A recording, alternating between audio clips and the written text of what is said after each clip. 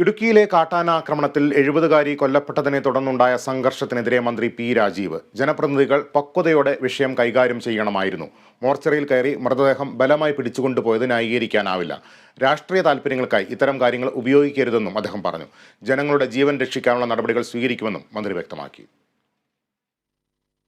Inquest തയ്യാറാക്കിക്കൊണ്ടിരിക്കുമ്പോൾ മോർച്ചറിക്കകത്ത് കയറി ജനപ്രതിനിധികൾ MLA ഉൾപ്പെടെയുള്ള ആളുകൾ അവിടെ കയറി ബോഡി ബലമായി പിടിച്ചുകൊണ്ട് പോയിരിക്കുന്നു എന്നുള്ളത് അത് വളരെ ഗൗരവമായ സംഗതിയാണ്. നിങ്ങളുടെ വീഡിയോയിൽ തന്നെ ഉദ്യോഗസ്ഥർ ആക്രമിക്കുന്നു.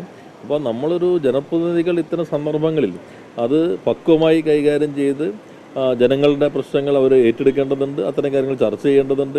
പക്ഷേ ഒരു മോർച്ചറിക്കകത്ത് ഒരു മനുഷ്യൻ്റെ ഒരു ശരീരം കിടക്കുമ്പോൾ അത് ഡോക്ടർമാർ അത് പോലീസ് ഇൻക്വസ്റ്റ് ചെയ്യാൻ പോസ്റ്റ്മോർട്ടത്തിലേക്ക് പോകുന്നു.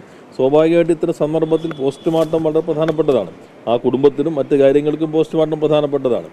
ജനപ്രതിനിധികൾ ഉത്തരവാദപ്പെട്ട സ്ഥാനത്തിരിക്കുന്നവർ നിയമവ്യവസ്ഥയെ ബഹുമാനിക്കേണ്ടതും സമൂഹത്തിൽ അത്തരം സന്ദേശം നൽകേണ്ട ആളുകൾ ഇപ്പോൾ ചെയ്തിരിക്കുന്നത് വളരെ ഗൗരവമായ സംഗതിയാണ്. അത് ആ രൂപത്തിൽ തന്നെ കാണേണ്ടതുണ്ട്.